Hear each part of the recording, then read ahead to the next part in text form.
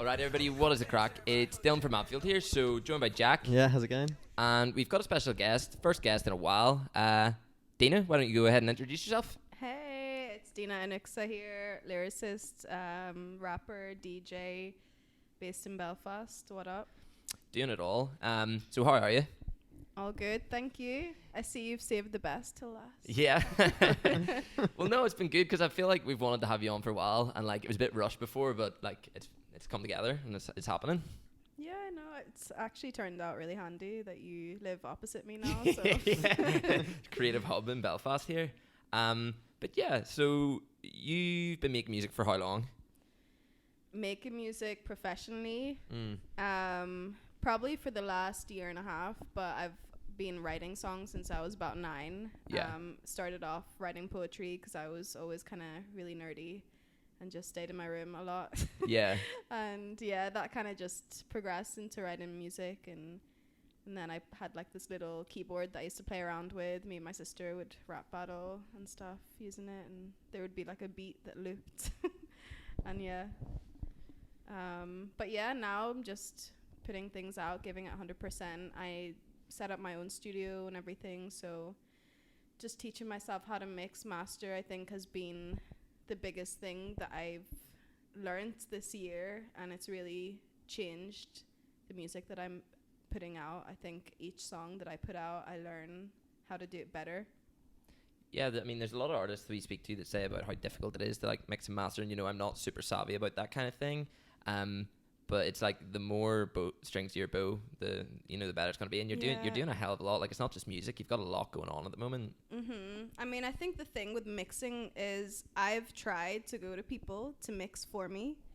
I've even tried to get someone from America who was like Grammy nominated and blah blah blah, and they sent me back a pile of shit. So I just thought, there's no one's really gonna know what I want except for me. So why not just learn how to do it myself?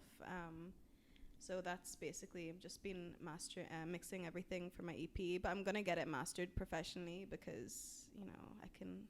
It's also to do with money, because it's really expensive. I don't have the type of money to be spending like £500 a song to get it professionally recorded and mixed and everything. Yeah, it's an expensive game to be in. In terms of like the DIY aspect, is that something that you've always done as a kid? I mean, you said you were always writing stuff in your room when you were younger. Does it feel very natural to you to just get out there and do it by yourself? I think that just goes back to kind of who I am as a person. I feel like as I've got older, I've realized you don't need to rely. I don't want to rely on anyone else to finish things for me. I want to kind of take my time and put myself into it, to get a result that I feel really represents who I am as an artist as well. Yeah, and despite being quite self-sufficient, do you have quite a strong support system around you as well? Yeah, I live with my videographer and photographer, so that's really handy. I've got Gxrlcode, which is just my sister's. And yeah, we're getting prepared for the event coming up, and all of them have been really helpful with it. So how did you get introduced to Gxrlcode? I was at this festival in Dublin, and then there was a girl on stage. She was rapping, and I was like, oh my god, like this doesn't happen in Belfast. Who is this girl? I need to talk to her. So I just went after her set and just was talking to her and stuff, and that's the girl that you were reviewing her song recently. But she basically just said, yeah, you should hit up Gxrlcode and whatever. So I just found them on Instagram, DM'd them, and Mona got me down to do their event, and I was DJing and I did a song, and then she was just like, we just clicked, and she was just like, do you want to set up Gxrlcode Belfast? That's insane. So that's kind of how it happened. It's really random. And what are the aspirations for Gxrlcode, or are there aspirations, or is it just like to be able to work on projects with people that you really align yourself with? We definitely want to take it somewhere. it's not only Gxrlcode's not only for people in the music industry. I think a lot of people don't really understand what Gxrlcode is, and when we first started it in Belfast, they were like, "Oh, they just like get their tits out, and oh, they're sexist and blah blah blah." But really, it's just giving women here a platform who are from the creative industry. So we want to take it to a point where it's more recognized worldwide. There's Gxrlcode Dublin has been operating for like a year, and they've already got a lot of recognition, and there's actually some really exciting stuff happening with them in October, but you'll see. So I want to take it to the level where everyone knows about Gxrlcode, and it's seen as a place where women can motivate each other and just shine through each other as well, because I feel like we're lacking a lot of that in Belfast. It's very, I don't know, I feel like people, especially women, don't stick together here. I think even in terms of diversity, there's not any. I can't barely think of any creative groups as diverse as Gxrlcode Belfast, honestly.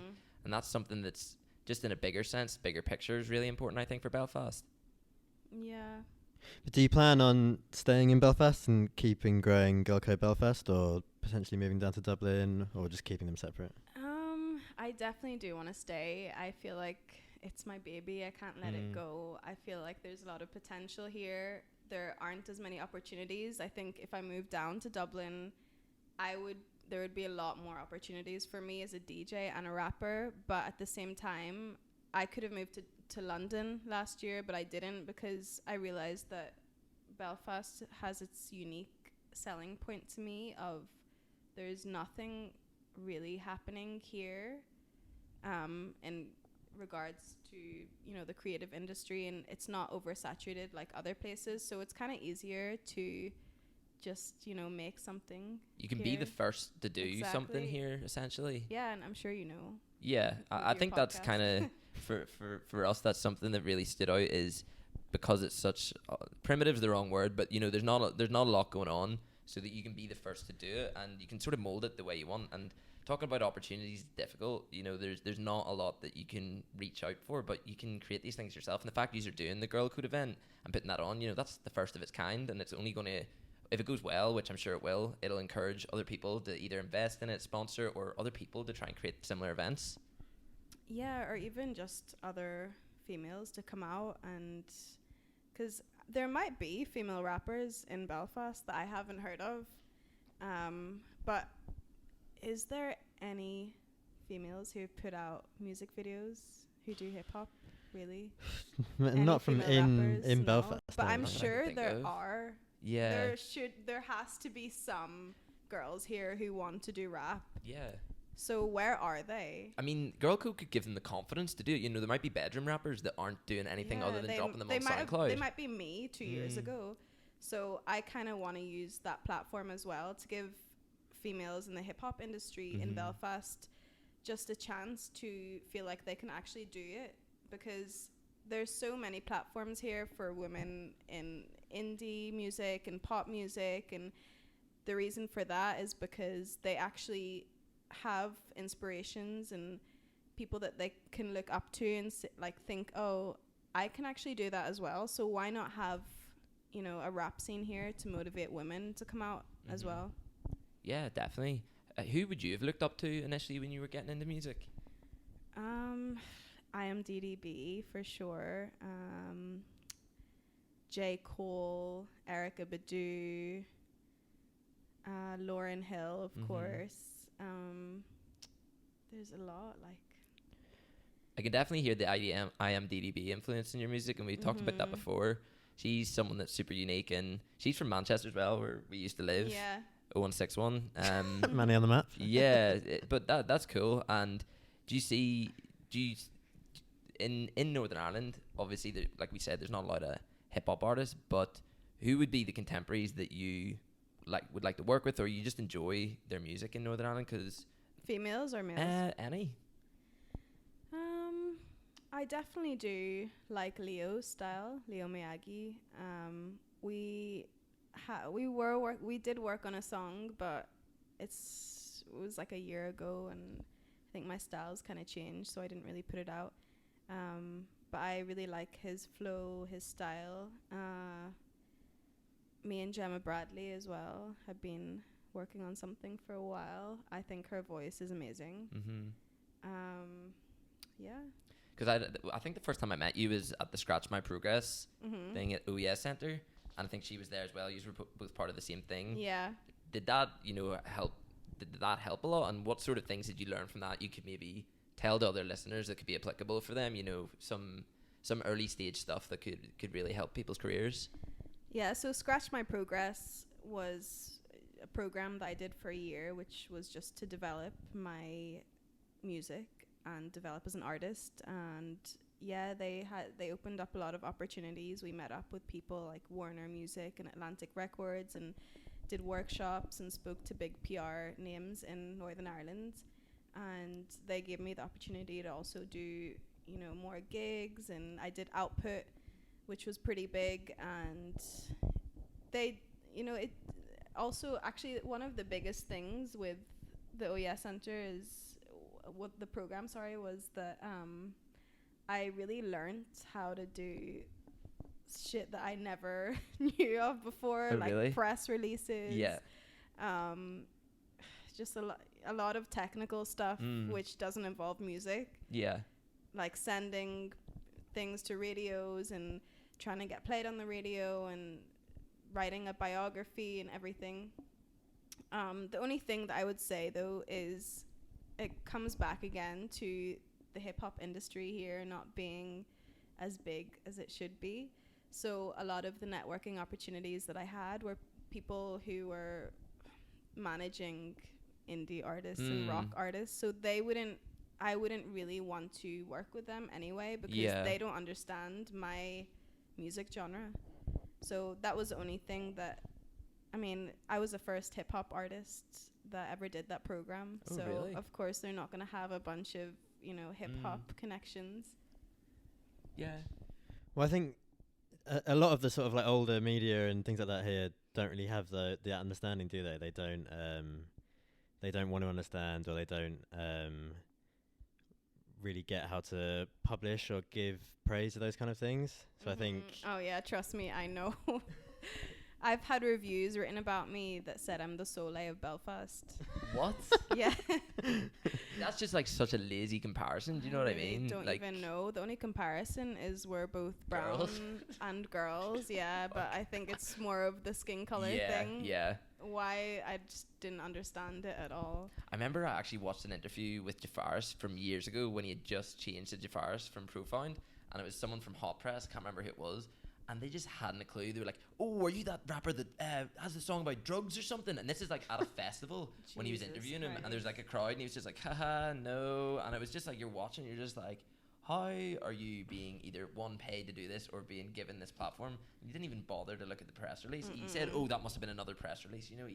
People, it's laziness a lot of the time, and I think there's sometimes a negative attitude towards hip hop and towards hip hop artists. Some people don't take it seriously in this country. I think That's true. It encourages them not to cover it, I think, because they might not listen to it themselves in their own personal time. So then they get offered the chance to interview a rap artist or a hip hop artist, and then they don't do it because they don't want to put the research in because they don't actually even like it. Yeah, I don't know. It's weird. I think they're very behind here.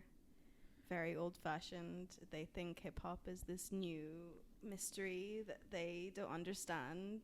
It's just, for me, the biggest thing is that it's the most popular genre in the world, and the industry in this country just hasn't caught on to it at all yet. Like, we're years behind. Like, how are they so unaware that the likes of Drake and stuff are the most popular artists in the world, that they're almost trying to ignore that fact? You know what I mean? Yeah, that's the thing. There are so many young people here that would definitely go to hip-hop events, hip-hop festivals. Where are all the hip-hop festivals here? They're not serving to the audience. They're just, I don't really know. It's a totally untapped market, really, isn't it? Yeah, exactly. That's the beauty of it, though, at the same time. Going back to when you said you've been writing since you were about 9. Yeah. But then you've only been putting things out professionally for a couple of years. What changed? Let me think about that. Growing up, I probably wasn't confident enough to put music out.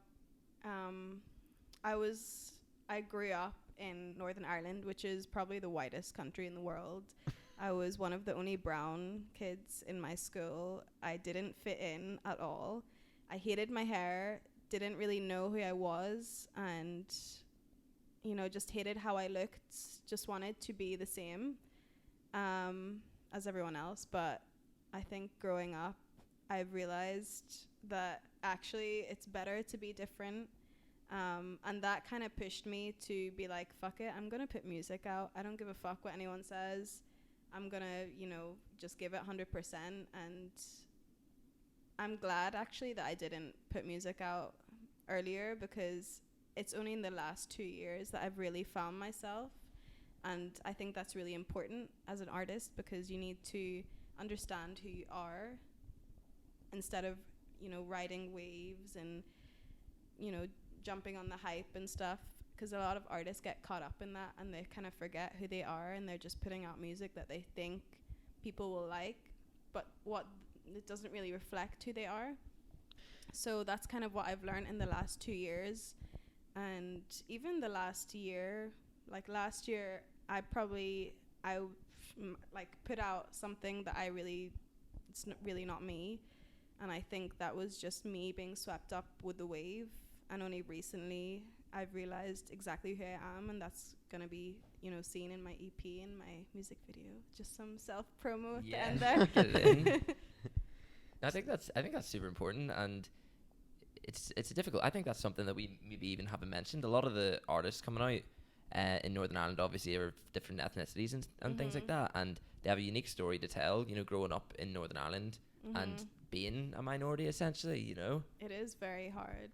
It's really, I've lived in about 5 countries, and this place, you know, as a brown person is really, really difficult to live in. There's a lot of racism that people are very oblivious to. So yeah, I think in Dublin it probably was like that about 20 years ago, but now they've kind of progressed, and that's why the scene there is so poppin', and there's so much diversity. And I think I'm really hopeful for Belfast to get to that point, because I see it changing in front of me now compared to 5 years ago. So we'll see. Do you ever feel like pressure to talk about those kind of things in your music, or do you try and keep it separate? I don't really like to get too serious or like too deep about my past, because it can get really fucking deep. And I don't want to come across, I don't know, sometimes I like to keep it light, you know. Sometimes I throw in some deep shit that you didn't expect, and you're like, what the fuck? Yeah. I guess it's hard though, because it's something, there's like a time and a place sometimes for putting it out in your music, or if there's a certain image you want to project, or even, yeah, it's tough to put those emotions from, you know. Yeah, but I feel like the image that you should be projecting is yourself. I think if you don't do that, it's only going to get you so far as well. Like, yeah, I think you're gonna have temporary 12-year-old fans for about 3 weeks, and then no one's gonna remember who you are. Because I think people find that more interesting, like long term as well. Especially because I know you've got like Egyptian heritage and like all those kind of things. And I think if you just seem like every other artist, people aren't going to be interested in you long term. Yeah, and I also see it from the artists that I follow personally. I am more interested in artists that I can actually relate to and feel like they're being 100% real, and they're just authentic and not trying to ride a wave, because you can really see the difference between some artists, and it's just more authentic and interesting to me when someone's just being their true self and not trying to put up this persona, because you just feel like they're a robot then, an industry robot. Yeah, I think with the EP that you've got coming out, is that the first time you put out like a proper like project of a few songs together? Yeah. Mm-hmm. And is there like a theme or an idea, or is it just sort of like a collection of things you've been working on? I think with this EP, I'm trying to make it more less hooky, basically. So just more rap, which is what I've really found to be my true kind of self. I'm more comfortable with just rap. Because a lot of your older stuff is more R&B focused, I'd say. Yeah, a lot of the stuff that I put out on SoundCloud although Super Thighs, the interlude that I just put out recently, is just all rap. And I feel like that's the best thing that I put out so far, because I really feel like it's me being myself. So yeah, there's not really a theme. It's more just music that I truly feel like is me 100%.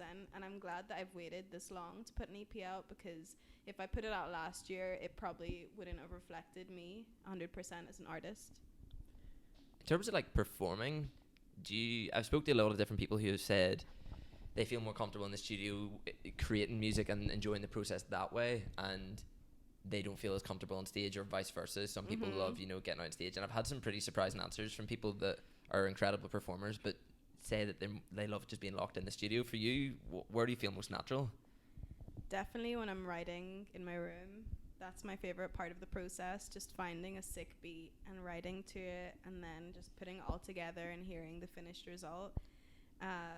It's taken me a while to get out of my shell on stage, but I definitely way more confident than I was 2 years ago, because I was doing open mic nights and stuff when I lived in Istanbul, and I was just so fucking nervous before each time. I was about to pee myself. But now that feeling is all went away, and I think it just takes time with practice, but definitely I'm in my element when I'm just writing.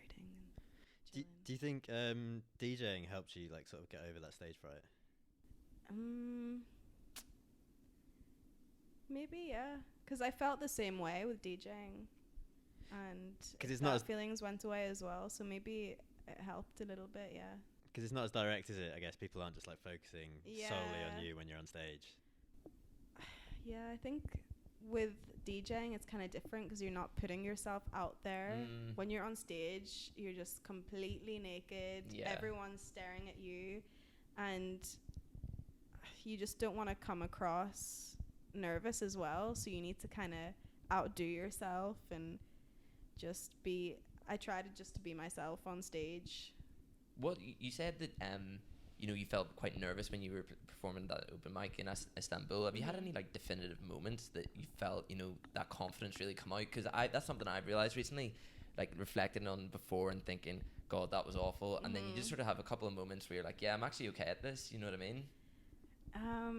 Yeah, I think it definitely got better the more music that I released, the more confident that I got, the more articles that were written about me, the more attention, people actually messaging me being like, oh, we love your music. And that's when I realized, like, wait, I'm actually fucking good. Yeah. So yeah, definitely confidence has grown 100%. And do you read a lot of comments on social media and stuff, or do you just try and stay away from it? I'm not that poppin' to have thousands, so I definitely do read all of them. Yeah, I haven't really. It's fine. I haven't really beefed with anyone in my comments section yet. We'll see. It'll happen as you get more popular. It'll happen. People love to hate. I know. Happens with Jordan all the time. And is that someone that you've known Jordan for a while? Who else would you hang about with musically or even creatively outside of Gxrlcode? Outside of Gxrlcode, a lot of people down south. Yeah. But they're also linked to Gxrlcode, so. It's weird because you're never really more than one person away from another person when you're in the scene, even though it's bigger, obviously down south. Like everyone's so interconnected, and you're one mutual friend away from everyone. It's so easy to get introduced to people. It's kind of nice in Belfast because everyone's linked somehow to someone else, that you know. But no, I don't know. I don't really have time to be hanging out with people creatively. I'm just in my room all the time, fixing, my mixing and recording new stuff and writing. It takes a lot of time. And what are your plans for the rest of the year then? You've mentioned an EP and a video. Has this all been like a bigger process? Do you plan this sort of thing out and focus on a rollout, or is it going to be quite, DIY and, just letting it go and see how it's received? I did plan it out months ago. And it's overdue, but I don't like to stress myself. So I'm just like, whatever, everything comes in its own time. I'm not going to put anything out that I'm not 100% with. because I've done that in the past and regretted it.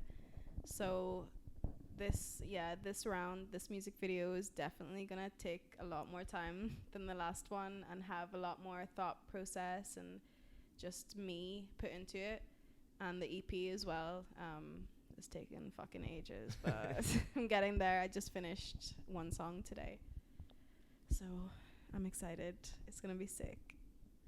And when have you got like a sort of time frame for when it's going to come out, or is it still in the process? The music video is only half done, so and Flay designed an outfit for it as well. So Yeah, shout out Flay. He's got some cool clothes. No, he's amazing. He's actually putting up a stall in the Gxrlcode event next Saturday. Oh, no way. Yeah, and he's selling some of his pieces there. It's gonna be sick. I love him. He's honestly a true artist. Yeah. He's just amazing. Just watching him work. But yeah, I'm hoping to put the music video out. Let's say I'll give myself a month. That's kind of generous. You've said it now, so yeah. pressure's Don't fucking on. hold me to it though.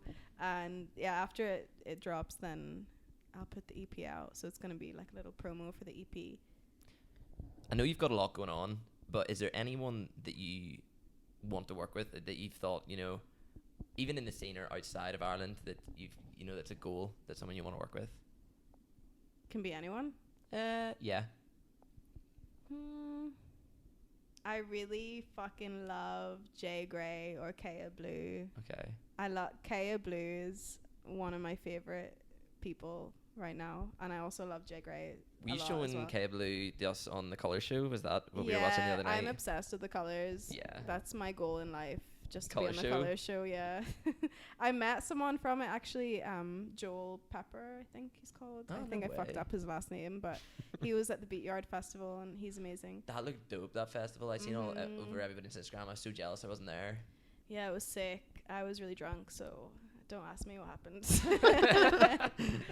And you did Longitude as well this year with Gxrlcode. How was that? Yeah. Like, I was there briefly, but again, I was very drunk, so I can't really. No, it went well. Yeah, it went well. They do it every year. So, Mona's doing Electric Picnic as well soon. Oh, sick. Yeah. But these bigger festivals, you know, they're giving a bit of a platform to Irish creatives, but I want to see somewhere in Northern Ireland too. We don't have that many huge festivals. There's Stendhal, but again, there's not a lot of Irish hip hop acts getting to play there. Exactly. You know what I mean? Where are all the hip hop festivals? Let's just start one. Let's do it. Fuck it, let's do it. Let's do it here. Let's do it in Casa Del Mabfield. Yeah, in the courtyard. Yeah, get a pot here. That would actually be not a bad idea. That would be kind of sick. That's like our landlord's worst nightmare. Yeah. We'll definitely be homeless the next day. Yeah. It'll be worth it. 100%.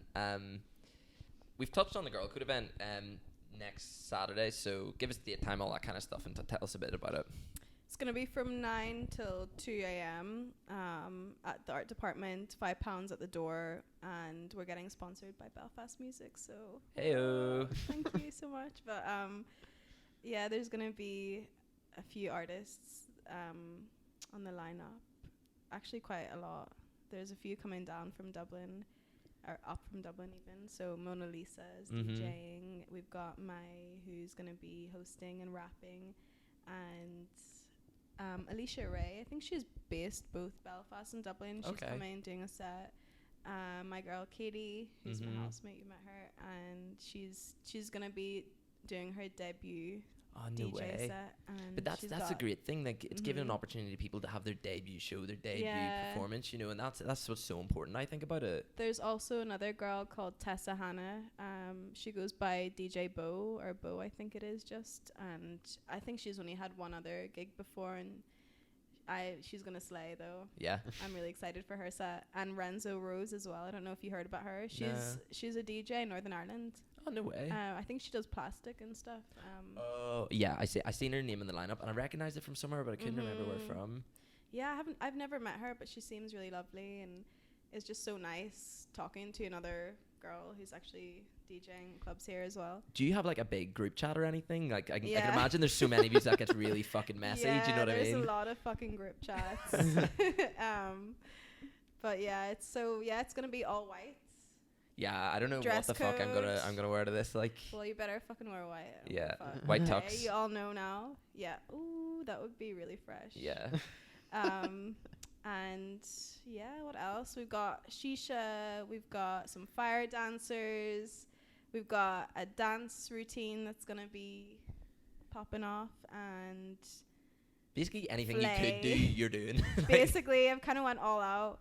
I just wanted it to be a really wavy event that everyone really remembers. It's going to be all videoed and everything, and there's going to be a photographer there. So I mean, you had one at the Belfast Barge before I was there. That was I just made it to the end for that one, and that was great. Is it going to be a similar sort of vibe because the music played even, you know? Yeah, it's going to be R&B, dancehall, grime, all of that. Definitely more of a rap event though. With the lineup, because last time we had Amy and Nad, who are really great, but they're more pop R&B. So that was kind of my goal, just to make this more of a kind of grungy, grimy rap event. And my white tux is going to be absolutely stinking by the end of this. Filthy. Gross. It's not going to be as sweaty as the barge though. Yeah, I was going to say. Fuck. The barge was so fucking sweaty. That was probably the biggest thing that I hated about it, but I think other than that it went pretty well. Oh yeah, it was popping when I arrived there. Like everybody was lit it was when kind I was of there. packed. I didn't expect it to get that packed. It was really sweet. But yeah, the art department definitely going to be more airy, so don't worry. Yeah, wear as many layers as you want. Yeah, you can wear your tux, you'll be fine. Yeah, that's crazy. But yeah, just glad to see some more events popping up like that, and hopefully it'll inspire some other things. Is there anything else you want to like leave a note on? What one piece of advice would you give for an upcoming female artist, or if they want to get in touch with Gxrlcode, you know, anything along those lines? Yeah, they can hit up Gxrlcode Belfast. We're on Instagram, Facebook. The advice that I would give coming out as an artist would be just be yourself. Don't get swept up in the wave. Be nice to other artists. Support other females in the industry. And that's basically it. Sweet. Yeah, I think we can pretty much end it there. Cheers for tuning in, and don't forget to go follow Dena on all her socials. Keep an eye out for her new music, and get yourself down to Gxrlcode on Saturday. So yeah, Thanks. it's been Dylan. Yeah, and Jack. And thanks for coming. Yeah. No worries. Great to sit with you all again. Yeah. Peace.